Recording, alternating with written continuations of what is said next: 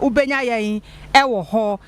ukọ ha niema mensa wadaroma na waye de amayen wo share ne so maye na obi nso twemu a wenye bi ahwe na just like na wo do kokromotini so etimu so na wo comment no wadwe nkyere no ma ho ate kama na wo de no so ato ho ede amayen enwumrei ensem bi a edi kase ni mu akotene enie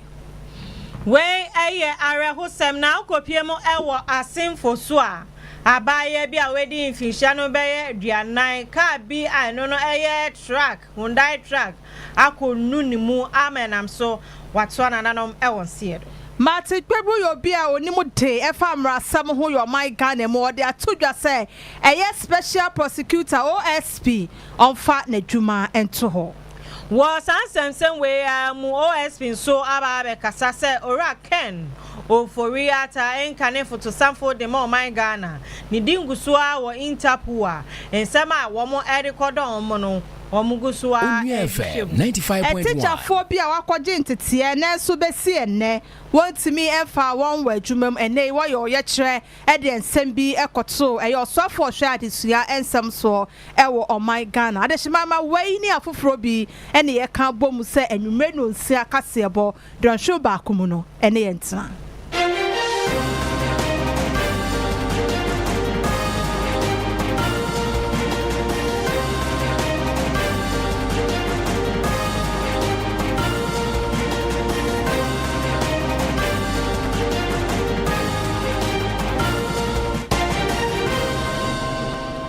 Yeah, aje contract ya de kase be sumo wo ya me Akosua Asabea Asomaning ni nuaba Nana Afia Oforiwaa yedem e wo Facebook ne so kolake ma me Onua 95.1 FM kolake ma me wo share ne so ebi o so fa comment 95.1 Arehosem na chese okopie mu ewo mfimfini mantem asemfo so ene nya esi ene se maami bia ne ma eye nan ade a obi ede Hyundai truck akwa nu ni mu a ye kase watu nananom ewon siedo na Hyundai truck yi ukopie mu ewon mfimfini mantema eno no Central North Regional MTTD Commander ASP Wonder Lumon achireche mu se na abranti ono no wenya fisha no eduonu insia 26 years ani din no eye Benjamin kwafo no eno ye driver ni na driver ni kire mate ni nso enya 34 years in fisha no eduasa 9 no ni din no eye Eric Akom na ni nyina ne se track yi a wo mu etui driver ni 20 years 95.1 years ya ono no eye mate no se ne be ya ono so oni ho obetumi etubi na sa Hyundai truck yi number no eye GR 6146-12 na abrante ya ono no eye Erica com mate wo sua kai ka no wentumi ensua ne yie energy ne nsem na ekonanima na ma me Gladys Mensa otini baby to ni force ojini nkakra or tom boxes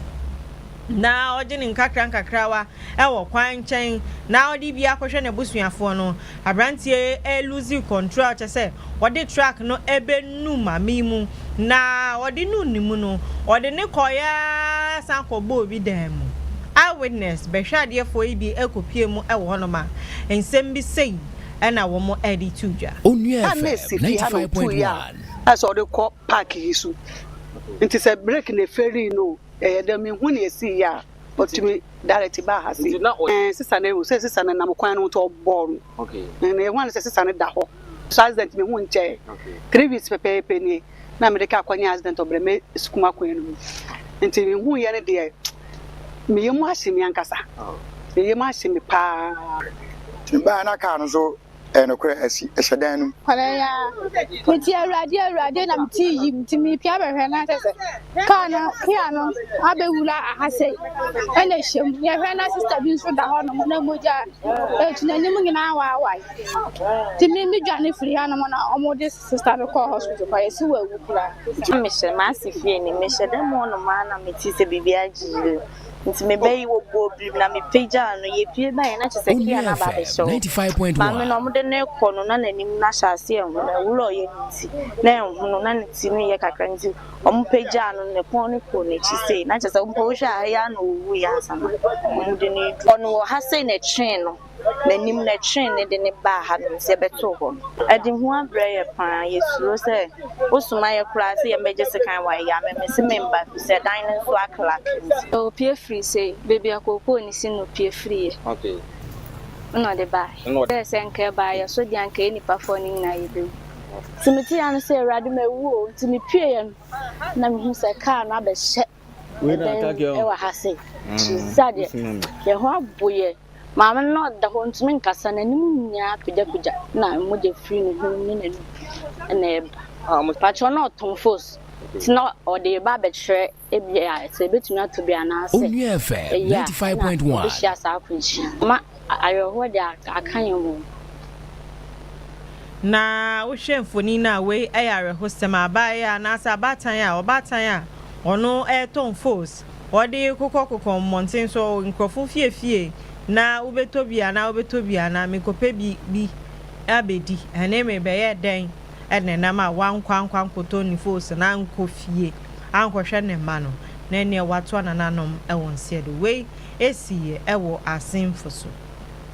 adechima ma yetoa ensam no so yemfi eye akwanhia nsami ne enko ensam foforo so ora Martin Pegbu eye obi a wonimu te efa emrasem ewo oman Ghana mo ne ensam ahodro na obete se na chese oche na adwene ede efa ho na nansentemu enya ne nko a ono ne afoforo bi de atodwa se eye OSP panyini me chair office of special prosecutor ora kisi ejabe wo cha na adwuma wo ye no enso ani baako na nei ora Pegbu de atodwa se enhu behia pa se papa na ofo na adwuma ento ho na onko ebisa se adwuma no abro no so ohun de oye ode sansem we ebetu dwa emra endrada eye OSP kisejaben ene na panfo de betu dwa se what the count to be anase subo bi abo enkane ye sana hene Ken Oforiwaa enam sika sembi no watch account ne be 74 ena wode abo ne se ombra no meyi nani omeyi na no na no na Ghana fo bi se uti aye hwe han mama pa ya fawie mu hye ya ko oman foforo so a efe na de count abo na sansem we Ghana fo do no a ena akasa etia OSP no eno ena na musoma enei owura Martin Pegbu se eni manimu yara se man panyina pamo no kra ono ara sabe esese ohun se adwuma na oye no enso ani into the better. The special prosecutor said he saw Oforiwaa leave Ghana. He saw him, and even before seeing him, he said he intercepted the letter Oforiwaa wrote to the chiefs of staff, that's the incoming, the outgoing, asking for permission to travel. And he said he went to NIB, didn't get help. NIB in any event are denying it. Yes, they are challenging to say they are going to bring proof that he sought help. Then national security, he said national security didn't help, immigration didn't help. My call on Ghanaians is that this shows that the special prosecutor is not up to task. Assuming without admitting that these institutions were not helping, he had the people of Ghana. We are the sovereign. Look, the preamble of the Constitution talks about sovereignty resides in the people. 95.1 talks about the same thing. Article 35, the same. Article 125, sovereignty. So we are the bosses. We are the owners of Ghana. So where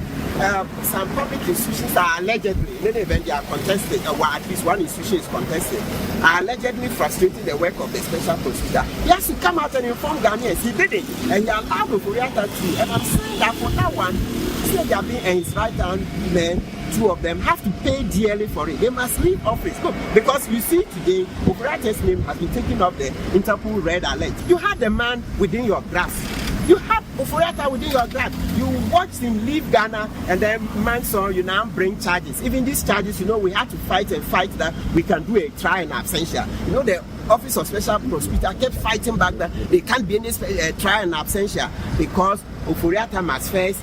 come to Ghana, attend court once, and if he flees before you say trial in absentia. And I said no. Go to Article 19 Clause 3 of our Constitution. You'll find that all you need to do is to notify the person. Ora Martin Kwebu eye obi a onim embra pa ewo oman Ghana mu. Ye gusua jinemu ewo OSP akache na obekaye a ora Ken Oforiwaa ebra ofi oman Ghana mu no ade a OSP ede asema abayi ekodon Interpol se order red flag ne so na ebeto odwa se ade a ora Ken Oforiwaa akwakache Interpol se womo enyi ni din enfree sa red notice no eso na ebeto odwa nso so se ye ka se o meyi ora Ken Oforiwaa edin every Interpol for red notice no so nano ana OSP ora kisi ejaben ede ababa betu ja se 95.1 Ken Oforiwaa din no egusua da sa red notice no so na Interpol for no womu gusua krasem ni mu twe a womu egusua eka ho asem nti woni a womu keka se o ye ka se die ora Ken Oforiwaa ni din eni red notice no so ne de osi eno no mogu agro bi kra na womu edi na yede ehunmuaye Interpol for edi ehunmuaye edi abaga na fompanyifo se ora Ken Oforiwaa edi ba se womu enyi ni din enfree sa red notice no ho na eno so womu hwe aka ho asema womu hwe ni mu se nyame ya adoma November da etoso duonu ba kun womu edi ehunmuaye beba nti OSP anase ora kisi ejaben special prosecutor sama waka nyina ne say Ken Oforiwaa Onua FM 95.1 Interpol no womu enyi enfree hodom eguso ejine mu a womu guso aka ho ase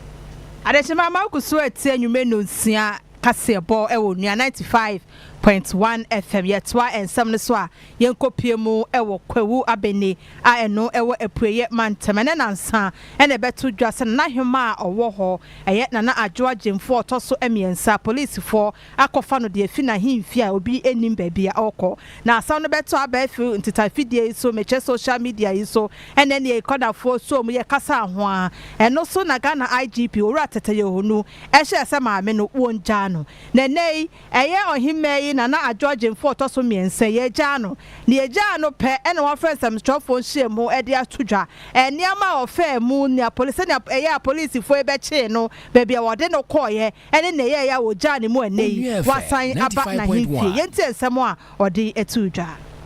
one ne driver no nka ne driver na ebe fa car no to obewura wa ya fa ama no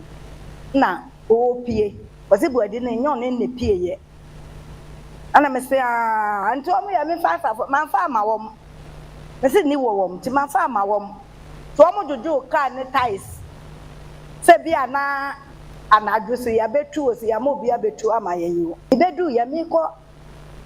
efie no anya nketenkete ka ya timu no mutu ka ni mu nyinara gu fam a chesement ase ye kodru ahimfie junction ne so saa ene omo frek omo pani ama me si yo oba me se papa wadawroma so ni mu se na meti ahimfie ha me dansafo a wo ho se me ko abitifin akoye abia wo ho 95.1 me bie puno no na makofa me safo a me nro so wo ho ekwan ni wasa o ma me nwura wo nkofa duro no ennom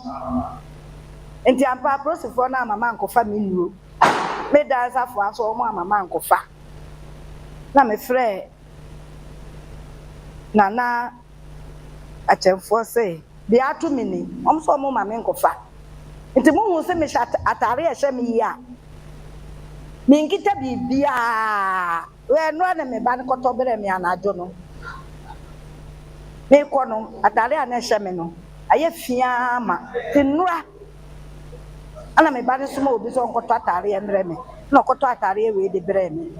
enti mo hu me se a na kwase bu adi nsamone oni prosifo be di kire me no 95.1 enti ko mai mo me ansore ne ya hwe ya daache omo de yesi kan bedwa nanka na ba ko frɛ me ko da ba ko bisa me nsam mienu miensa oso wo na ayo hema me se ai ti ho na ayo hene no am se ko amo abo ate otoso miensa oso wo na me so owo enkra ha see you manu ensi am hu se da se bre ba ne na sisi fom ɔhyɛ singlet ɔmo asɔ ne pɛnkyi ama mmarima deɛ mo de mo bɛɛti wura mu yi n'akyi deɛ no atete ɛn tete ase brɛ n'adeɛ na onan sisi fam na wɔn hyɛ shirt ɔsoro ɔmo agye yoo yɛtete hɔ a yɛhwɛ sɛ obi bɛba abɛbisa yɛn asɛm na yɛatwerɛ ato hɔ na yɛakyerɛ mo sɛ dasɛ nkɔ ne mo aba obi a mebisa yɛn hwee nkɔlaa no o mi o daase bere o kwansi ne mete so ɔmo si kwasi buadi n'aba ɛhɔ no deɛ manfama ni ehu no enwummerɛ brɛ o na mede mani hu no deɛ nti a no wɔ hɔ kwa ohene wine no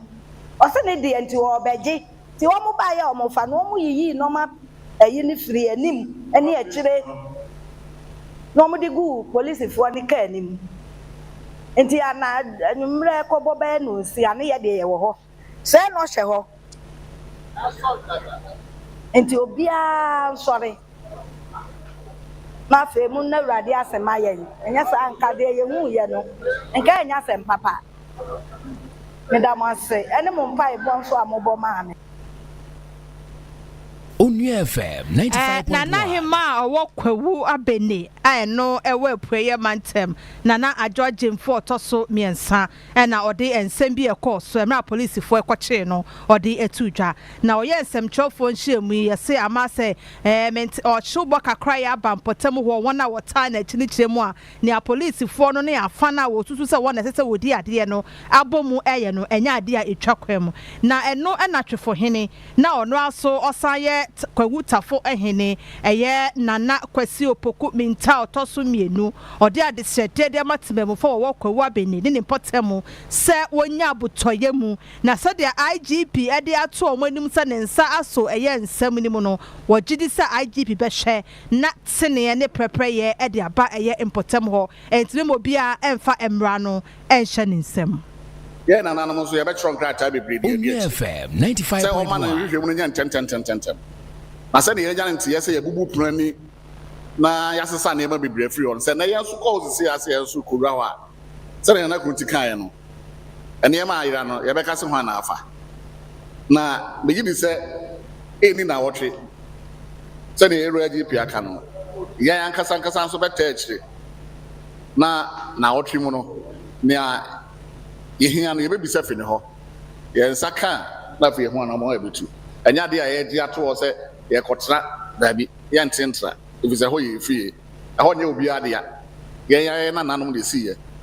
enye ono Akwasi wadi le dia amane na mamre kwan na ye de si no ye fa amane na mamre kwan so na atu Akwasi wadi onye ohene nne onye ohene kina maka ma kire no say 95.1 odi asam ne ko asase aburokire no ko di bim kura nya de ye be so ni biu to ho no onye kwa ohini biu adeche enti eye twefo hene a ono aso esan ye ohene de makwawu tafo ono na wote se ode ensem bi etudwa no Nana Kwasi Opoku minta otoso mienu yenko ensem fofromo na teacher fo a womo akọ school atro womo nsohwe apase na so womo gusu hati fie nene womo so woma no edemu yi we no 2023 woni a womo tro nsohwe a womo epase ye no na beye 13,000 womo ene womo de omani a kire mu ewo asoye a ehwe enhumensu ansem so ni nyina ne se omatena fie beye mfie mienu ni yemfa womo adwumemu ye na ebionso na anu ya Onua FM 95.1 de akomasika no etudwa no womo kire mu se womo ante bibia amfa ho se aban no ebehwe de womo akwakoto bebi se womo enya adwuma eninti womo se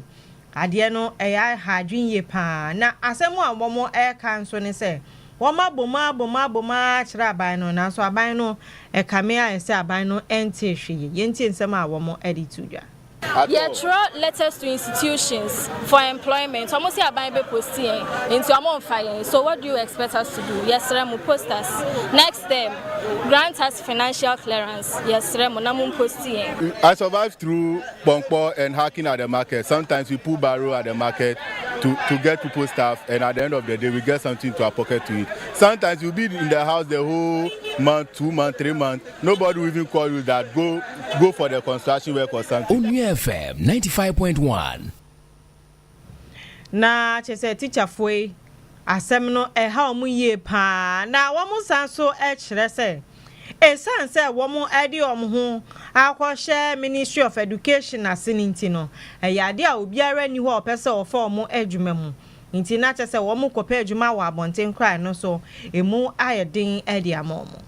We did our national service, wrote our ancestral exams, and we have passed. Until now, we have been in the house. And government has been saying every day that they are going to recruit us, they are going to post us. But till now, our portals are not open. And when we go for employment, people are not ready to employ. I'm begging the President of the Republic of Ghana, His Excellency John Dramani Mahama, to come to our aid. We are suffering. We are frustrated. It is not easy.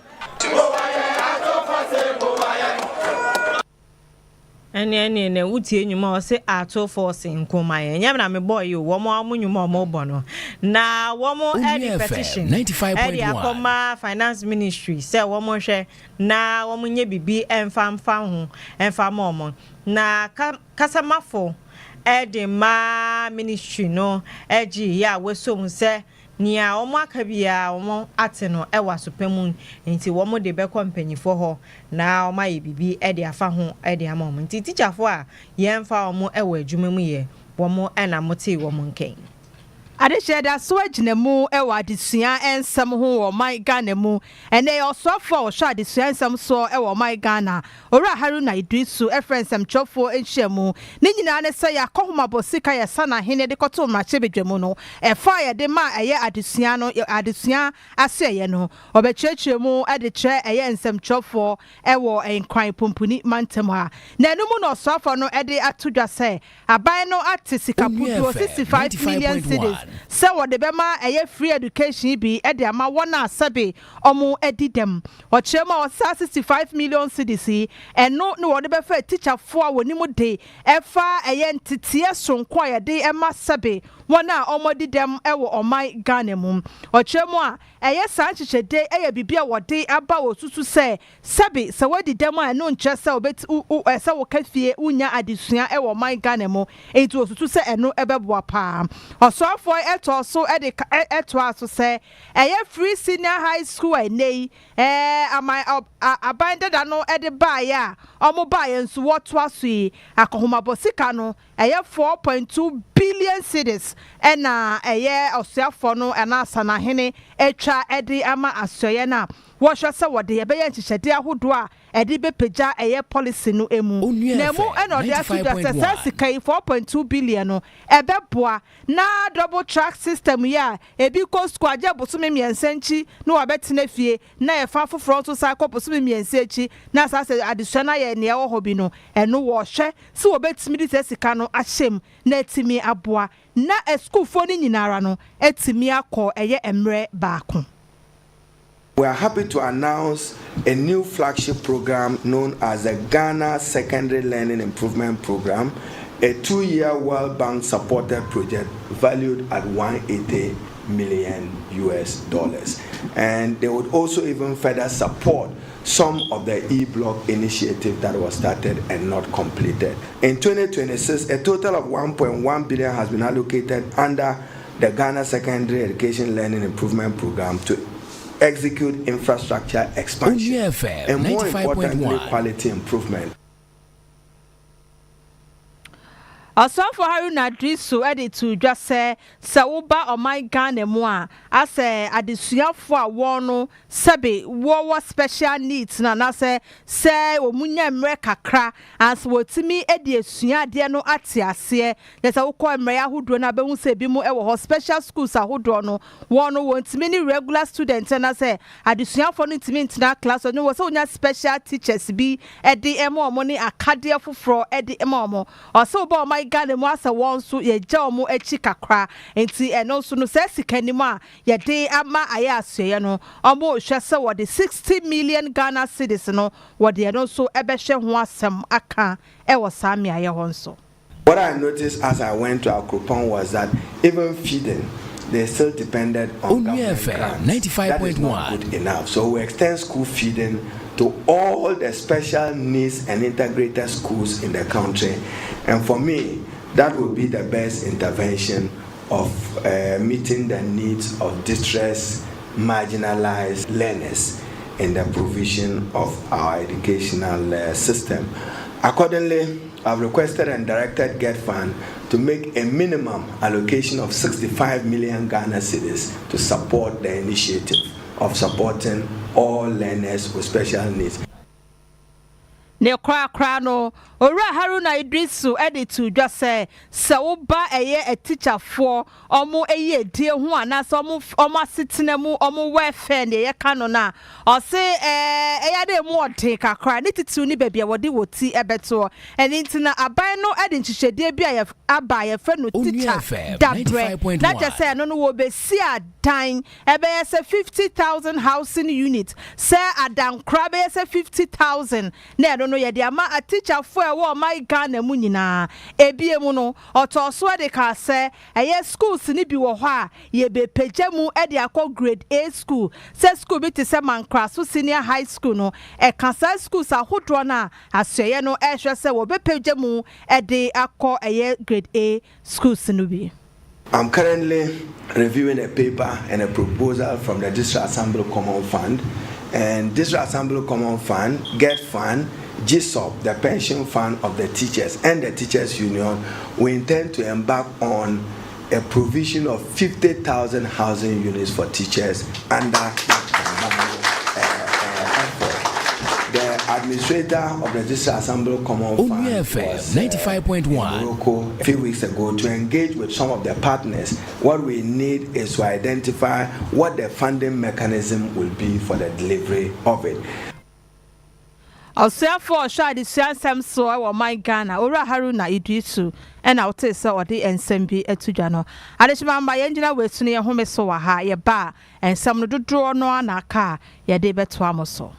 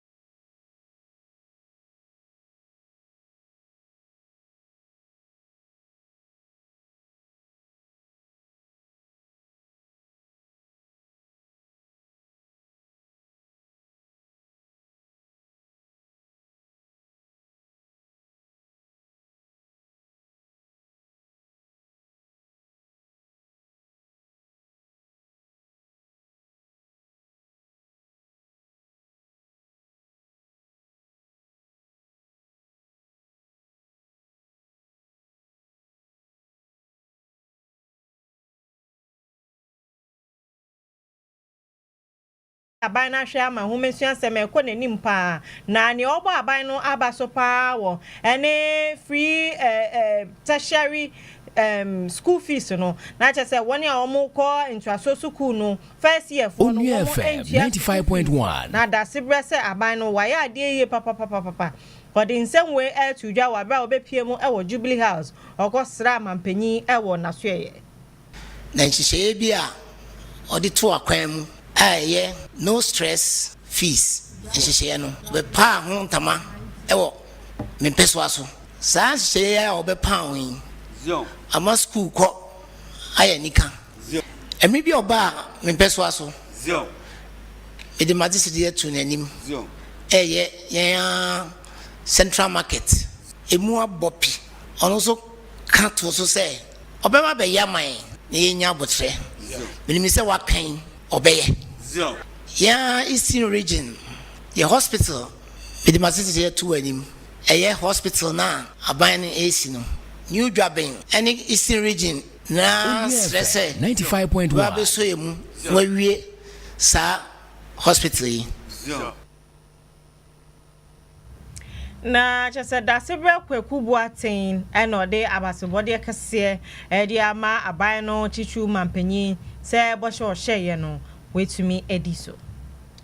yɛmfiri adesua nsɛm no yɛnkɔ apɔmuden nsɛm na akɔpie mu ɛwɔ manhyia aban ayaresabea ɛwɔ Kumase wɔ Asante mantam a mpanyinfo wɔda ayaresabea ya no ɛde ato aban ne ankorankora wa wɔwɔ bi ɛwɔ nsɛm sɛ wɔsrɛ ɔma na wɔmboa na ɛbiaeɛ a yɛhwɛ nkɔdaa no ɔmbɛtumi aboa ɔmo no mɔtumi asi bi ɛde ama ɔmo ɛwɔ hɔ wɔkyerɛ mu sɛ na nea ɛwɔ hɔ sesee no asɛ no tumi pay so dodo nti ɛyɛ saa na na sɛ wɔntumi enya kwan na ɛhwɛ papa bi a na sɛ ayarehwɛ papa ɛsɛ sɛ wɔde ɛma wɔn no wɔntumi ɛmfa ɛma ɔmo a enu nti no wɔde ato mpanyinfoɔ anim sɛ wɔnhwɛ sɛ aban yo sɛ ankorankora adwumayɛfoɔ wɔwɔ bi bronya yɛ aso a moyɛ bi ɛde ama social responsibilities ɛyɛ na motwamani ɛde akɔhyia ɛyɛ manhyia aban ayaresabea saa asɛm wei ɛyɛ panyini a ɔda ɛyɛ manhyia ayaresabea no ano pre-maturity awareness month ɛna ɔde ɛkɔto anim na maami yɛfɛ no Dr. Gifty Boakye Ansa ɔno ɛne panyini a ɔda ɛyɛ nkwadaa bi a yɛ no ɛwɔ ayaresabea no hɔ no ɛno ɛna ɔde to dwa sɛ wɔmɛboa ɔmo na baabi a wɔdeda ne deɛ ɔhɔ esuama ɔmo. Kyerɛ sɛ hospital yi ɛso nanso yɛ space ɛnso saa district hospital nso yɛ space nso saa na beaeɛ a yɛde ama yɛn nkwadaa no koraa nso deɛ ɛhɔ nso sɔmɔ ɛnyɛ preterm nkɔnkɔn na ɛbɛda hɔ MBU hɔ no akwadaa a yɛbɛwo no na problem bi wɔ hɔ nti ɔntumi nkɔ fie amonom hɔ no saa nkwadaa nyinaa ba hɔ nti nyɛ ɔmo a ɔmo time nso mponko na wada ɔmo share the place with all other babies a ɔmo wɔ admission nti yɛhɔ no deɛ ɛnso first koraa deɛ ne yɛ baabi ketewa bi nanso nyame adom hospital no mpanyinfo adaroma ɔmo agyegye baabi spaces ni bi afiri nkɔfo bi a na ɔmo hɔ nsɛm ɔmo apɛ baabi ama ɔmo ɛna ɔmo de ɔmo dabrɛ no aka yɛn ho nti sɛ wɔde to first ho a yɛ expand brɔfo yɛka sɛ yɛakyerɛ mu ahyia kakra nanso so still ɛsa wohwɛ no yɛbɛsrɛ ɛsɛ yɛnya expansion a yɛpɛ ɛto yɛni hwɛ a ne management ade ska sɛ yɛ space ne nso nanso yɛwɔ technocrat yɛwɔ architect yɛwɔ nkɔfo a ɔmo ba ha ɔmo bɛtumi ahu sɛ ɛha yɛbɛtumi bi abɛto akɔdi 95.1 yɛwɔ nkɔfo mmɔ saa nimdeɛ no nti definitely sɛ ɛmmoa wɔ hɔ sɛ obi sɛ ɔbɛboa yɛn ama yɛnya baabi akɛseɛ nko adeɛ a ɛndeɛ yɛni bɛgye yɛni bɛsɔ nso na kwan so bɛwɔ sɛ ɔbɛyɛ saa. Dr. Gifty Boakye Ansa ɔno ɛne panyini a ɔda ɛyɛ manhyia mamehwɛ manhyia ba ayaresabea no baabi a ɛhwɛ nkɔdaa pediatric unit no ɔno ɛna ɛda no na awofo a sɛbe wɔfa yɛfunu a 9 months no ɛnso na wonim sɛ ɔbaa bi ade nea yɛaka ne sa na sɛ nea ɛwɔ hɔ ne sɛ bosome nkro ntam na obɛtumi awo na so wɔn a wɔntumi ntwɛn ma bosome nkro no nto na akwala no ɔmo awo ɔmo ne yɛfa mo preterm for no ɛnɛ yi wɔn so wɔde nsɛm bi atu dwa ɛfa ɛyɛ dwumadi a ɛkɔɔ so ɛwɔ saa ayaresabea hɔ. After I gave birth to her, I was like, hey, was she dead or still alive? And they said the doctor was 95.1. Like, you just rest. After 3 days, you will see or not. I was like, no, I have to see her because I have given birth to a baby, not an animal, so why won't I see her? When I saw her, she was like, hey, and easy. She was very small, tiny baby. She was weighing 0 points something, so I started crying. Even her dad cried. He said she's not a human being, she's an animal, so I have to take care of her since day one up till now. I'm a single man. Since then, all I was shocked because she was so tiny. They asked me to take her, and it was difficult because I didn't even know where to hold. I was scared inside me. I was scared. I didn't know how I was going to survive. My baby was also going to survive. I even forgot that I had undergone CS because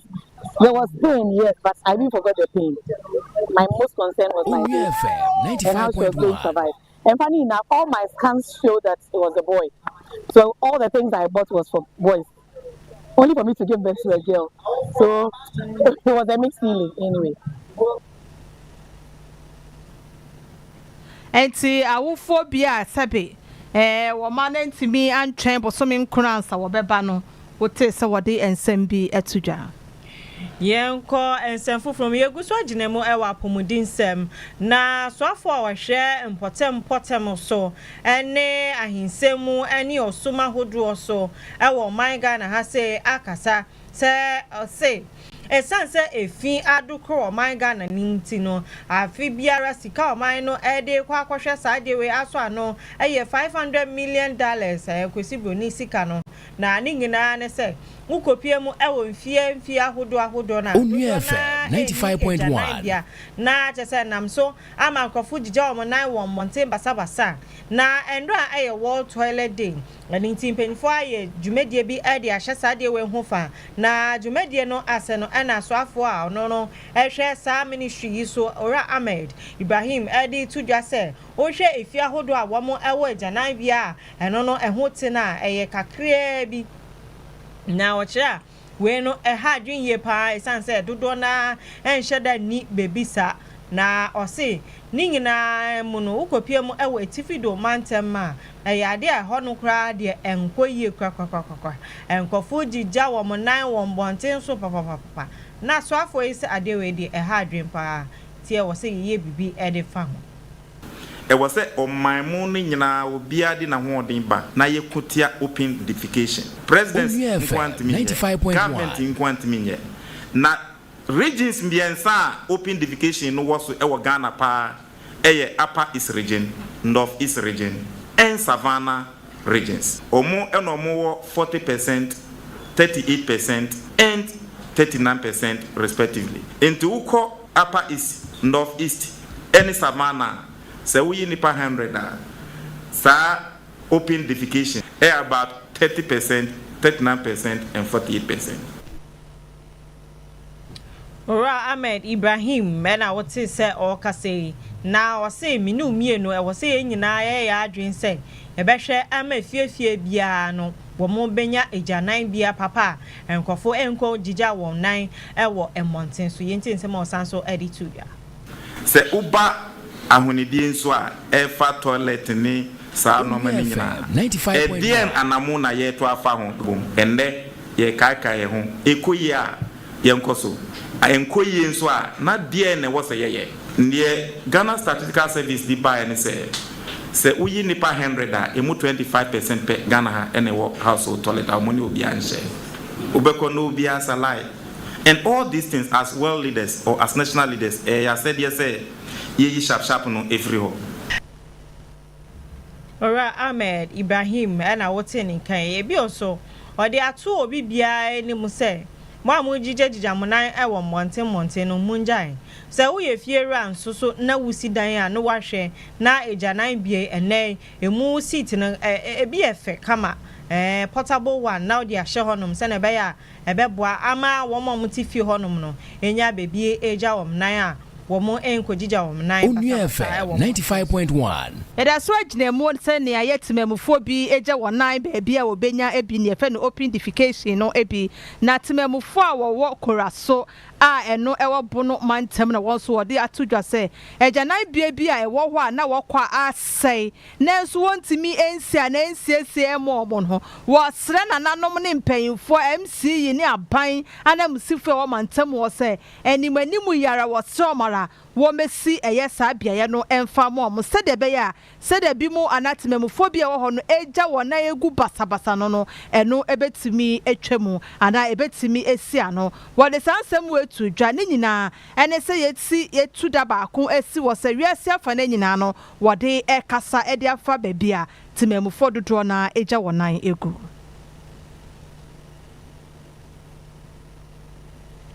Onua FM 95.1. Alejibamba mo fanche ye betua ensem no so no enne no eye kradwa ye bebo ede amamo. Ye ko ensem fufuro me na enra no aban no enkuntabufo wo mo ede dwumadie bi ehhye so a eno no eye governance series wave 2 wo mo epa ho entama na dwumadie no ase na aban kuntabuni panyin owura Hassan Idrisu odi tu dwasa o man Ghana mu ene enkofo dodo na hu ni se aban yi baye no o ye bibia o makwan ama nkofo ekire o madwen ama wo mo so o mutumi kan ni o mo pe ene ni wo mo mpe e de kire wo mo na o kire mu no no se wo hwe ni wo mo di kan ye nhwehwe mu o mo di kan eye ya na woni ana wo hwe a aban no eyi o mo esi nchen no eyade a eswate 95.1 ni o mo ye na anu ye no eye wave 2 na o se no every 42.4% at about 29.2%. Na chese woni a wo mo de wo mu nsa aban no eyi o mesi nchen a bibini a aban no embebisa wo mo no wo mo so tia na ete na woni a wo mo hu ni se aban no esi ginaye bi a wotumi eba won chen na wo ombebisa wo nsem na wo mo di o maje ntwe no wo mo so de kwa na ekwa animu na dia wo mo ye edi kan wo mo ye no eno no eye wevu ano wane safwe edi nkomo no emu 54.8 ena hu se wo aban no emo kasa na se emo kire madwen na wave 2 dey sanso ko nanim kra no akwakoduru 68.4 na che se ora Hassan Idrisu all kasa no ena se ade a ekọ nanim 95.1 otie papa wotie pa na woni aban no so wo mu huni sa aban no eti omo no dodo na ye mebunu ebionso mpanyifo ena ebionso ye nuanom asebio wo mu edi dem yenti nsem a ora Hassan Idrisu edi tudwa. Say citizens, how they are included in the decision-making process, having a say in the decision-making process. Honestly, I wanna aya yemfa one kasa in ye juma decision-making process. Them ratio no perform, which is very good. In fact, the ones that were actually excluded from decision-making process, them ratio no perform from 42% to 29%. Inti oye as papa. Now another ratio so ya also oye good ratio, oye responsiveness. Chede aya citizens what there abante one sem. Nti emu there awona was abante one sem kra. What can some abante fanyejma and now we need influence. Them ratio no so perform. So the ratio no so perform oya as papa. Nti them ratio no perform from 43.4% to 32.5%. Na chese ora Hassan Idrisu ena wode nsem yi tudwa no na wakasa ebiom no se ewum se yenuanom asabio wo mu edidem no wo mu so wo mu hu sa aban no kasa na se oye bibia oje omo adwenhwe na emu se wo se aban no ede nhihye bi ba ebeboa omo ama wo mu so wo hu se ha wo mu so wo mu ka ho bi se ye twetwe oman Ghana wo mu so yenyi omo ensi nchen a pipe more. I want to disabled, or let me say differently able, or difficulty in terms of fiscal movement and all that, water sites, fiscal movement, etc. Even though inclusion, no responsiveness, there's an improvement. But for those people, no, it is still high. So in other words, last year and this year, there's been improvement, but still it is high. Until that year, they make sure that you implement the policies. Them policies no better target the microphone so that it will make access to public services easier for them, so that we can also expand their voices. Ora Hassan Idrisu Egusua kasa efa Ghana for ho na we nyina ne se wo mo hwe se amabumu no ebekọ yie ama obia so enya ne chefa ewo mu na wo kasa biom no enode atudwa se Ghana for dodo na edi nyama bi tudwa wo mo se wo mo de wo mo hwe se ya kwan ebeye 95.1 so ama wo ko bebi a wo ho ebehihan wo ama wakọ ne ntem ebiom nso say ye tua water bills, light bill, say ye tua sa nyama ni nyina ebo no so beba fem na ye tua so a ye benya ɛno nso so ɛka ho bi ebi nso wɔhwɛ ni mu sɛ ukopie mu ɛwɔ ayaresa bia bibia bɛkɔ so kama na yɛ ma no nso so enya sukuu papa akɔ ɛwɔ man mu yɛnti nsɛm a wɔsan so ɛde tuya. About 53% of them car there wopede aban oye infrastructure nature the roads another ebia hospitals and schools one build infrastructure more about 53% on the topmost priority citizens work there aban yema one now another quarter or 25% was work there in fact more penal oye economic stability na jobs na business support so what's about 53% are talking about infrastructure and high quality of jobs. Then we have another 25 or 26% talking about economic stability, jobs and business support. And finally, we had about 10% was on one good governance, accountability.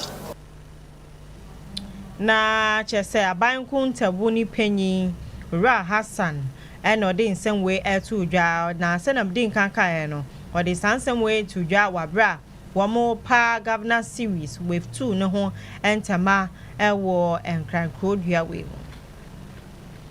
Adeshima Akosua etie enwume no sia kase ebo onia 95.1 FM and sama hudro bia yansa aka enanwumre na yede esomo ye toa ensam ne so a ebeto odwa se anasa no pay na ebeto odwa se wona wonfa kwan papa so entu FM egude FM illegal miners anasa galamse yesifoi na arehosam a efi eye bokoso pristia efi eye atoye mantam na beto odwa se timamufo na se galamse fo ebe se dubaako na chese omo akoto ebombu a enei omo etonananom ewo ensiedo na wodi etudwase anase timemufo a wo ho edi etudwase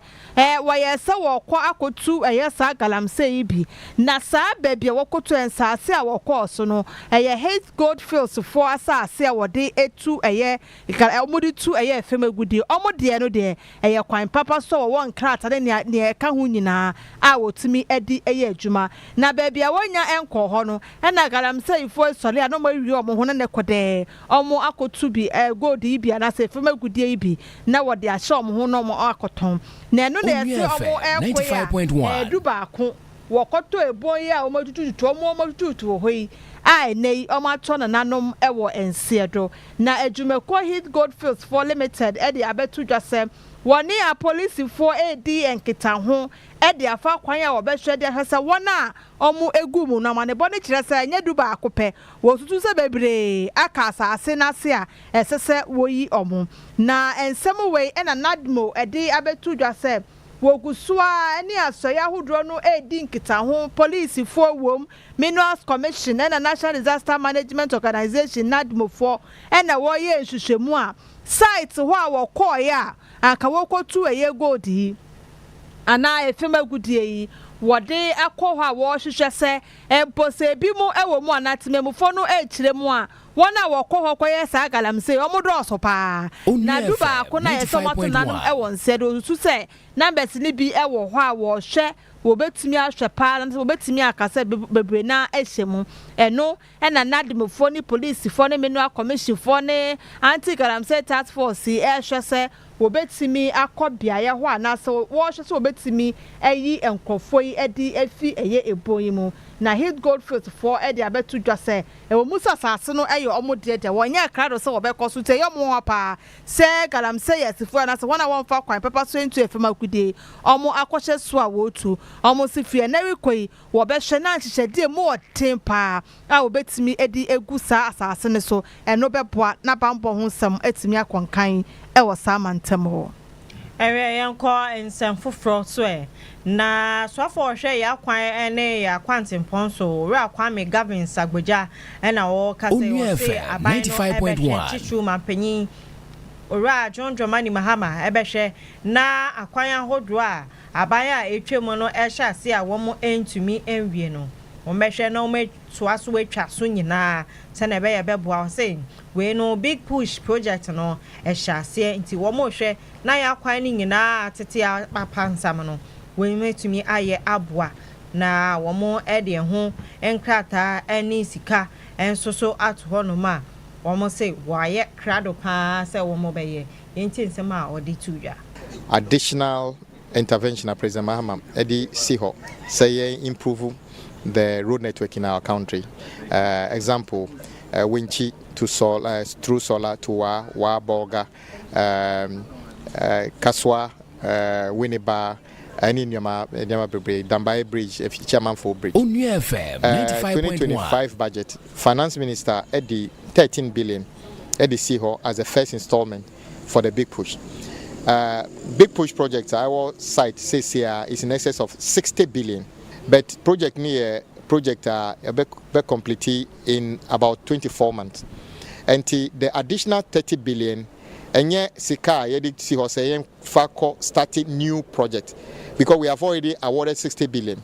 And the 13 billion plus the 30 billion make it 43 billion. Just say contractors are more juma or road big push say omo receive certificate and cause say omo jai juma no because yentua omuka, so that we make sure that in addition to other funding sources are ready to our contractors no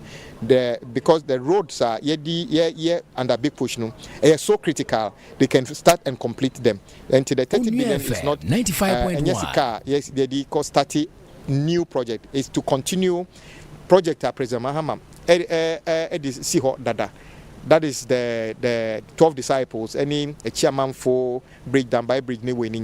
and Yesika a dozen dodo because it's in line with say be 63 billion a bet me by the time ye 2027 any problem be NC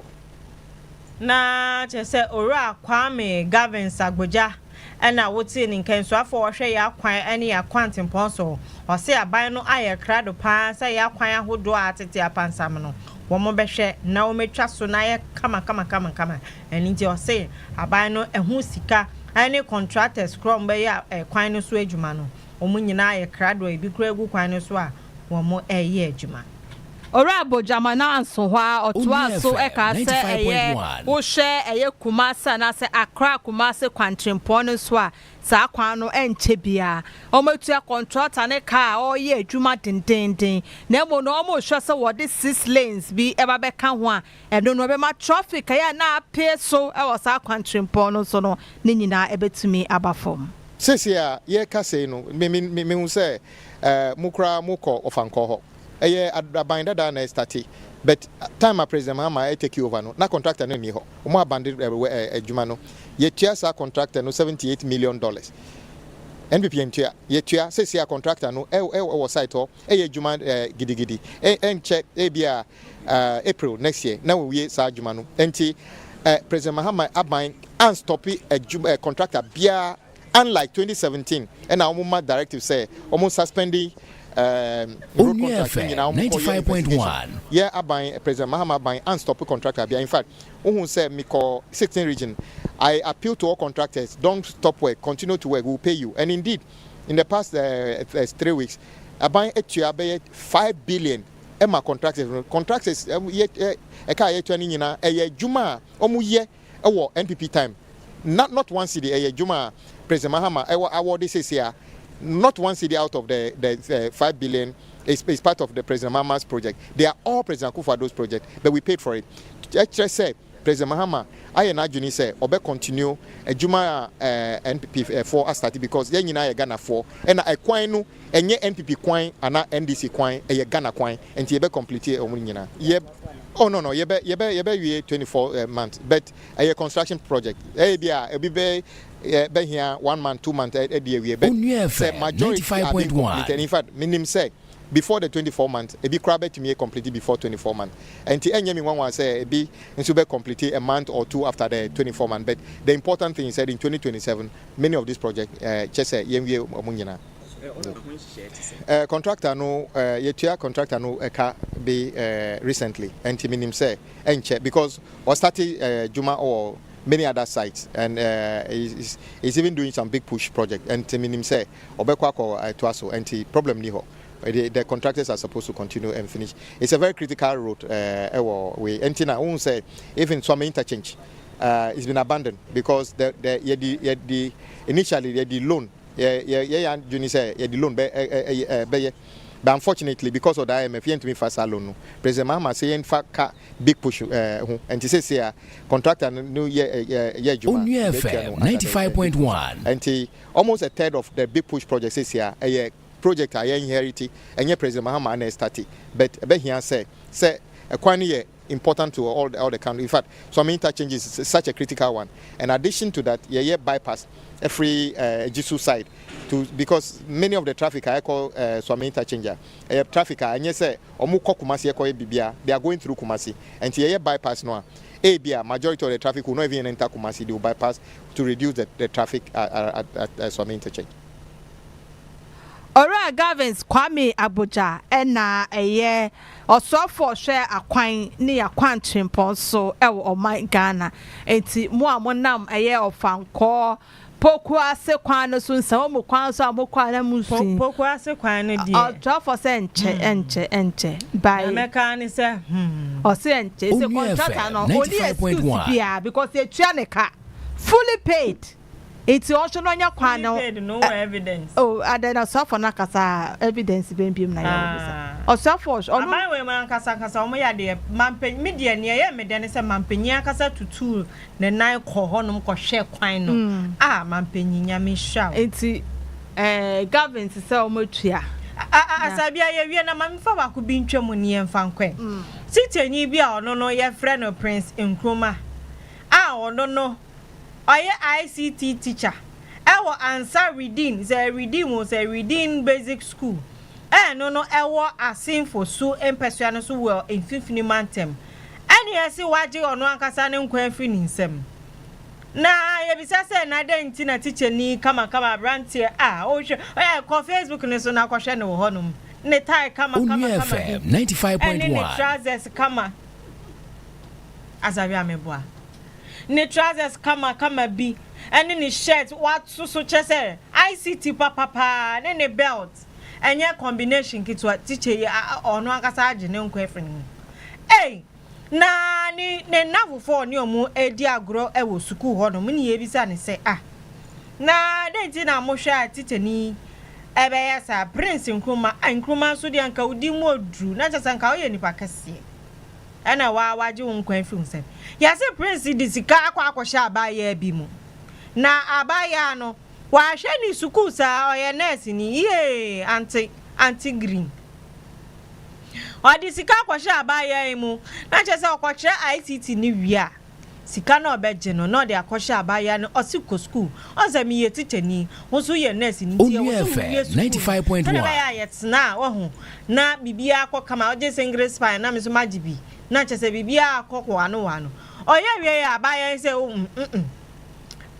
mempe obiom abaya ye ja teacher no ho kaka we dwane kwa chese aya hosem enti teacher ni kosuku a no aye nofo ye bisa na osi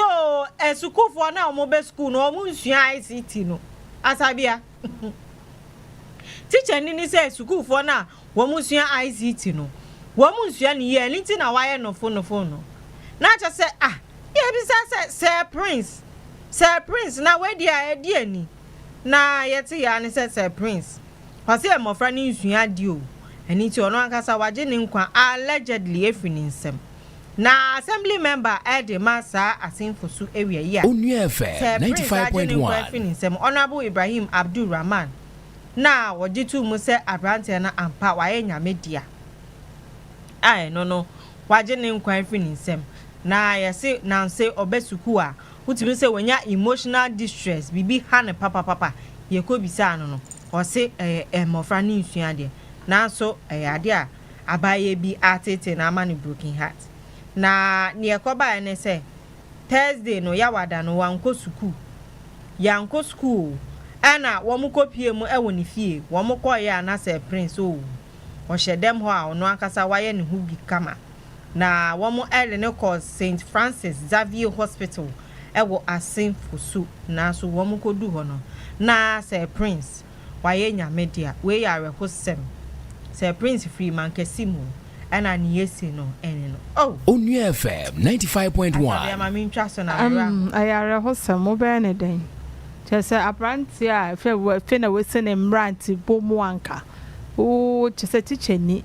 na o se obi atu akomenti ukokun ho a ayare hosem odo de obi kan na say untumi nka matters of the heart untumi nka wasem but I don't think I don't think say way the best well I mean Ningina so de yesi asem no nipa odi asem ne bae o se odi bae na wo mfa nko police ye sanse ne afe na eti aye gidigidi na megidi ye se police ne som tini aka ne nyina allegedly nti police no e de ho nkrata ba ye de beba abesom ti se prince ye ka say die waye nyame dia ebegina we so nye Onua FM 95.1 na ya na produce ye ho ye se mufo eye William Siedu ella na de ye call Facebook ne so midin edin nana Afia Oforiwaa mene Akosua Asabea Asomaning da ma sese moje bre na mutie na mo hwe nso e wa be fontintan fidie ni so Facebook ochina ye besen ehia yakra mo